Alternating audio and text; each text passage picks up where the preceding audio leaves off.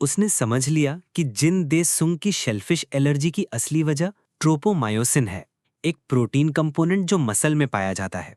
Tropomyosin ज्यादातर जानवरों में होता है, लेकिन वर्टिब्रेट्स में इसका वर्जन इंसानी वर्जन से 90% मिलता जुलता है, जबकि इन वर्टिब्रेट्स में सिमिलैरिटी काफी कम होती है और यही एलर्जी का कारण बनता है।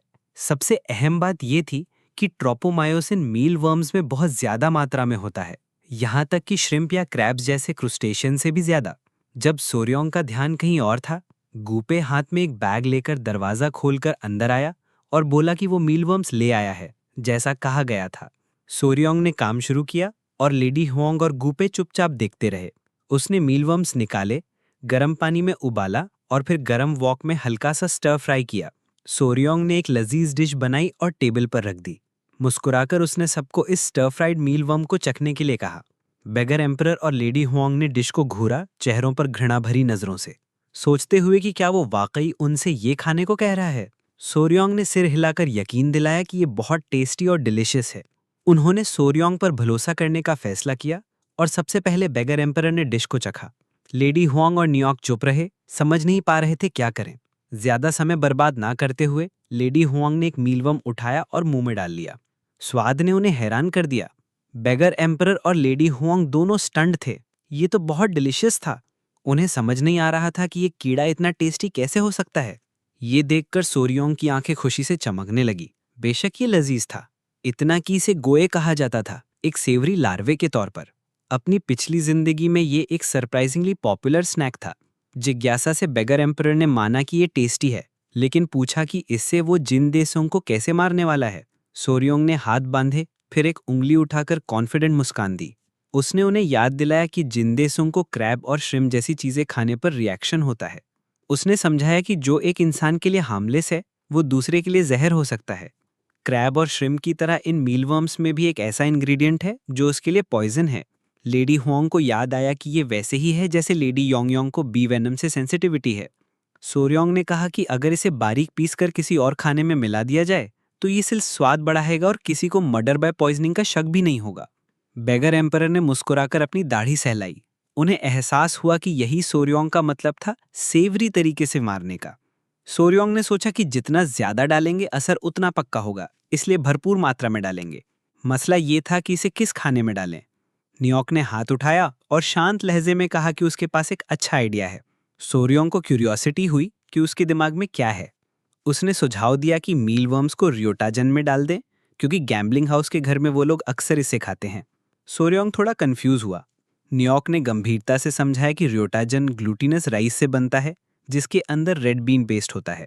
कभी कभी इसके ऊपर सिरप लगाया जाता है और फिर सोयाबीन पाउडर से ढका जाता है। अगर मीलवर्म पाउडर को सोयाबीन पाउडर में मिलाकर कोट कर दें तो ये परफेक्ट होगा। सोर्योंग के दिमाग में एक तस्वीर बनी, ग्लूटिनस राइस केक जो येलो वर्म पाउडर में लिपटा हो और ऊपर से स्टिकी सिरप में डूबा हो। ये एक परफेक्ट डिश होगी जिससे एस्फिक्सिएशन से मौत हो जाए। मर्डर के लिए एक परफेक्ट प्लान। न्योक ने मुट्ठी कसकर कहा कि ये रियोटाजन ग्लूटिनस राइस वो खुद बनाएगी। सिर्फ अपने हाथों से बनाकर ही उसे लगेगा कि वो इस ग्रद से आजाद हुई है। बेगर एम्परर ने दाढ़ी सेलाते हुए सिर हिलाया। उसने माना कि बदला उसके अपने हाथों से ही पूरा होना चाहिए। उसका आखिरी खाना, इंसेक्ट पाउडर से ढका हुआ एक रियोटाजन ग्लूटिनस राइस, उसके जैसे कचरे के लिए एक बिल्कुल सही अंत था। सोर्योंग ने तय किया कि वो गैम्बलिंग हाउस के मालिक से कहेगा कि उसे एक दिन के लिए खाना बनाने की इजाजत दे दें। चिंतित नजरों से लेडी हुआंग ने सुझाव दिया कि एहतियात के तौर पर उन्हें भी गैम्बलिंग में हिस्सा लेना चाहिए, ताकि वो वहीं रुके और भाग ना पाए। सोर्योंग के चेहरे पर मुस्कान फैल गई और उसकी आंखों में खतरनाक चमक आ गई। ये योजना अब और भी बेदाग बन रही थी, ऐसी योजना जिससे वो जिंदा बचकर नहीं निकल सकता था। कुछ दिन बाद जिंदेसुंग अपने बॉडीगार्ड के साथ और सिक्कों से भरा बैग हाथ में लेकर गोल्डन फीनिक्स गैम्बलिंग हाउस की तरफ चला। मालिक ने आदर से उसका स्वागत किया। अहंकारी अंदाज में जिंदेसुंग ने स्वागत को नजरअंदाज किया और अपनी यूजुअल टेबल पे लिकर और वुमेन की मांग की। तभी मालिक ने माफी मांगते हुए बताया कि वो टेबल पहले से ही स्पेशल गेस्ट्स के लिए बुक है। जिंदेसुंग थोड़ा उलझा और जैसे ही वो अंदर गया उसकी आंखें हैरानी से फैल गईं। उस टेबल पर जहां वो हमेशा बैठता था, सोर्योंग और लेडी हुआंग गैम्बलिंग कर रहे थे। जिंदेसुंग की नजर तुरंत खूबसूरत लेडी हुआंग पर टिकी, जिसे वो पहचान गया तंग हुआंग के रूप में, जो सिचुआन तंग क्लैन की पॉइजन फ्लावर थी। जिंदेसुंग पास आया और मुस्कुराकर हुआंग को आदर से नमस्ते की, कहते हुए कि उसने उम्मीद नहीं की थी कि वो यहाँ मिलेगी। उलझी नजरों से हुआंग ने पूछा कि वो कौन है। थोड़ा घबराकर जिंदेसुंग ने अपना परिचय हारमनी गेट के तीसरे बेटे के रूप में दिया। उसे याद दिलाएं कि वो कुछ समय पहले उससे मिलने आया था और पूछा कि क्या उसे याद नहीं। तभी सोर्योंग ने उनकी बात काट दी क्योंकि उसने अभी एक बेट जीती थी। कॉन्फिडेंट अंदाज में उसने लेडी हुआंग से पूछा कि उसके स्किल्स के बारे में वो क्या सोचती है। हुआंग की सखी प्रशंसा से चमक उठी और उसने माना कि सोर्योंग तो गजब है। जिनदेसुंग उलझन में पड़ गया और अपने बॉडीगार्ड से पूछा कि सोर्योंग कौन है। बॉडीगार्ड ने जवाब दिया कि उसने सुना है पॉइजन फ्लावर की एक फियांसे है और शायद वही है। सोर्योंग मुस्कुराने लगा और जिनदेसुंग घबरा गया। उसे यकीन नहीं हो रहा था कि इतना कमजोर दिखने वाला आदमी इतनी सुंदर औरत को अपने साथ कैसे रख सकता है, जबकि वो खुद भी ऐसा नहीं कर पाया। उसकी आंखों में बुरी नीयत की चमक आ गई। उसे सॉन्ग क्लैन की एक औरत याद आई कुछ साल पहले। उसके हिसाब से वो भी बुरी नहीं थी। याद आते ही उसके मुंह में पानी भर आया। अगर वो इतना विरोध न करती तो वो उसे गलती से मारता नहीं। अफसोस की बात थी कि उसकी बड़ी बहन वहां नहीं थी। कहते थे कि वो और भी खूबसूरत है। तभी वो टेबल के पास आया और सोर्योंग और हुआंग का ध्यान उस पर टिक गया। जिनदेसुंग ने उनके सामने बैठकर हाथ बढ़ाया, बोला कि पॉइजन फ्लावर के फियांसे से मिलना उसके लिए एक सम्मान की बात है और पूछा कि क्या वो उसके साथ एक गेम खेलेगा। सोर्योंग ने मना नहीं किया। जिनदेसुंग के चेहरे पर मुस्कान फैल गई। जो भी हो, ये एक अच्छा मौका था। वो उसे पूरी तरह हराकर सबके सामने बेइज्जत करने वाला था। लेकिन कुछ पल बाद जिनदेसुंग की अहंकारी और कॉन्फिडेंट शक्ल पूरी तरह गायब हो गई। उसकी जगह झटका और सदमा था। सोर्योंग फिर जीत गया और लेडी हुआंग उसे चीयर करने लगी। जिनदेसुंग उलझन में था, समझ नहीं पा रहा था कि क्या हो रहा है। उसके लिए ये सब बेतुका था। सोर्योंग ने सिक्कों का बैग उठाया और जिनदेसुंग बस देखता रह गया। वो लगातार 1 घंटे से हार रहा था और आधा पैसा खो चुका था। सोर्योंग ने बैग्स उठाए और मुस्कुराकर कहा कि अब देर हो रही है, मुझे जाना होगा। सोर्योंग और बाकी लोग चले गए। गुस्से में जिनदेसुंग ने दांत और मुट्ठी भींच ली, इस भयानक बेइज्जती को कोसते हुए। उसने लंबी सांस ली और खुद को शांत करने की कोशिश की, सोचते हुए कि यह बस बुरी किस्मत थी। फिर उसने बॉडीगार्ड से कहा कि उसे कुछ खाने को लाए, क्योंकि इस पूरे तनाव के बाद उसे थोड़ी भूख लग रही थी। तभी उसका ध्यान कुछ आदमियों पर गया जो खाना खा रहे थे। उनमें से एक ने कहा कि आज का तो र्योटाजन बहुत ही खास लजीज है, बाजार में बिकने वालों से कहीं बेहतर। जिज्ञासु नजरों से जिनदेसुंग ने बॉडीगार्ड की तरफ देखा और पूछा कि क्या वाकई इतना डिलीशियस है। मुस्कुराते हुए बॉडीगार्ड ने बताया कि आज तो ये खास ही डिलीशियस है और पूछा कि क्या यंग मास्टर इसे चखना चाहेंगे। बॉडीगार्ड डिश लेकर आया और जिनदेसुंग ने थोड़ा सा ट्राई करने का फैसला किया। एक टुकड़ा उठाया, उसने खा लिया। ये सच में डिलीशियस था। उसने महसूस किया कि जितना चबाता है उतना ही क्रंची और स्वादिष्ट लग रहा है। ज्यादा देर नहीं हुई कि जिनदेसुंग का चेहरा दर्द से मरोड़ने लगा। वो कुर्सी से गिरकर जमीन पर आ पड़ा और अपने गले को पकड़ने लगा, एक जानी पहचानी सेंसेशन महसूस करते हुए। हंगामा सुनकर सोर्योंग और बाकी लोग उसकी तरफ दौड़े। क्या हुआ ये जानने की कोशिश में बॉडीगार्ड ने बताया कि यंग मास्टर ने र्योटाजन राइस खाने के बाद गिरकर कोलैप्स कर दिया। सोर्योंग ने बॉडीगार्ड से कहा कि वो थोड़ी देर के लिए पीछे हटे ताकि वो उसे देख सके। चिंतित बॉडीगार्ड ने जिनदेसुंग से कहा कि थोड़ी देर और सह लो।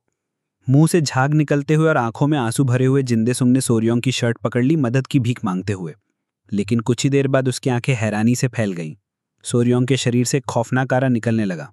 उसने ठंडी नजरों से जिनदेसुंग को घूरते हुए पूछा कि क्या तुमने र्योटाजन राइस का मजा लिया। सर्द आवाज में उसने कहा कि सॉन्ग क्लैन के गांव में जो गुनाह तुमने किया उसके लिए उम्मीद है तुम मरने के बाद भी हमेशा पछताओगे। गुस्से में जिनदेसुंग ने सोर्योंग की कॉलर पकड़ ली, ये जाने बिना कि ये कमीना उसके बारे में कैसे जानता है। सोर्योंग ने जिनदेसुंग के हाथ को झटकते हुए कहा कि लगता है तुम बुरी तरह तड़प रहे हो। जिनदेसुंग पीना से चिल्लाने लगा और सोर्योंग ने कहा कि अगर मरीज तेज तड़पेगा तो वो अपनी इंटरनल एनर्जी चैनल नहीं कर पाएगा, और बाकी लोगों से कहा कि उसे पकड़ लें। सब लोग मदद के लिए दौड़े और जिनदेसुंग को पकड़ने लगे, जो धीरे धीरे दम घुटने से मरने लगा। मुंह में बचा हुआ वो लजीज स्वाद उसकी जिंदगी की आखिरी याद बन गया। अगले दिन सोर्योंग और लेडी हुआंग न्यूयॉर्क की देखभाल करने वाले बुजुर्ग दंपति से मिले। बूढ़े आदमी ने सिर झुकाकर उनसे कहा कि वो अपने नेक का ख्याल रखें, वो सोच भी नहीं सकता कि उस नन्ही ने कितना सहा होगा। सोर्योंग ने भरोसा दिलाया कि अब वो तंग क्लाइन का हिस्सा है तो उन्हें चिंता करने की जरूरत नहीं है। हवा चलने से न्यूयॉर्क चुपचाप एक कब्र की तरफ चल पड़ी। सोर्योंग की नजर उस पर टिक गई, जिससे वो थोड़ा क्यूरियस हो गया। तंग क्लैन वापस जाने से पहले वो सॉन्ग क्लैन के गांव गए थे। खुशकिस्मती से जिनदेसुंग का मामला बिना कोई सबूत छोड़े सुलझ गया। आमतौर पर पॉइजनिंग की जांच होती, लेकिन क्योंकि वो अपने ही परिवार से ठुकराया हुआ बेटा था, लगता था उन्होंने जानबूझकर मामला सार्वजनिक होने से रोका। न्यूयॉर्क की आंखों में आंसू भर आए। उसने अपनी बहन की कब्र पर हाथ रखा और रो पड़ी, सोचते हुए कि क्या वो देर से तो नहीं आई। गिल्ट से दबे वो बार बार कहने लगी कि काश वो उस दिन पहले घर आ गई होती। सोर्योंग को थोड़ा आश्चर्य हुआ, जैसा कि झीकर भी रो रहे हों। लेडी हुआंग की आंखें भी उदासी से फैल गई। उसे याद आया कि न्यूयॉर्क ने कहा था कि झीकर की आवाज़ उसे अपनी छोटी बहन की आवाज़ की याद दिलाती है। सोर्योंग ने सोचा कि शायद इस वक्त उसकी छोटी बहन उससे कुछ कह रही है।